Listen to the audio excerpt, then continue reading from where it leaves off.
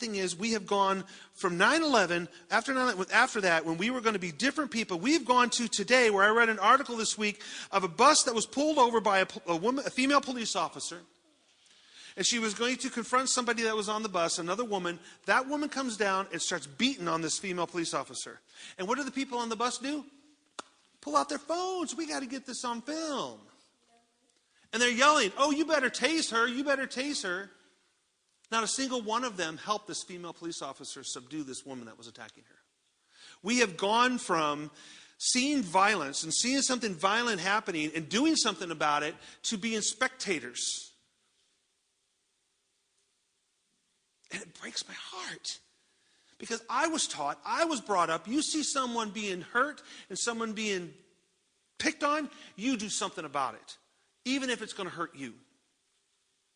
This world has become complacent because we have been exposed to violence. And I fear that not just this world, but I feel that we have become so familiar with the cross today and what Jesus did on it, that it's lost its impact for us. See, we see crosses everywhere. You see them here. You see them on the front of the church. You see them on the steeple. People wear crosses around their necks who don't live the life that you would think somebody who believed in Jesus Christ would wear one. And it's strange because understand that the cross was what the electric chair would be today. And you don't see people wearing electric chairs around their necks. We've become complacent about the cross. I mean, do we stop often enough and really think about what happened on the cross? I'm not going to go into the details, but I just want to say that familiarity doesn't necessarily mean intimacy. Just because I'm familiar with something doesn't mean that I'm intimate with it. Doesn't mean that I understand it and that it is touching my life. There's a big difference between displaying the cross and being transformed by the cross. There is a law of familiarity, and it reads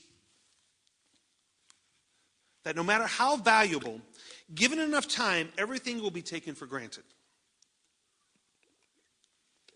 Say it again.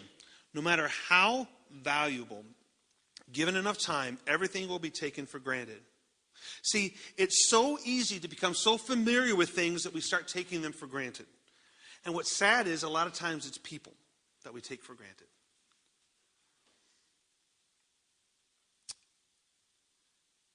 And it's so impossible. It's so possible to become so familiar with the cross that we are no longer moved by it. Hebrews 3:15. It says, today, if you hear his voice, do not harden your hearts as in the rebellion.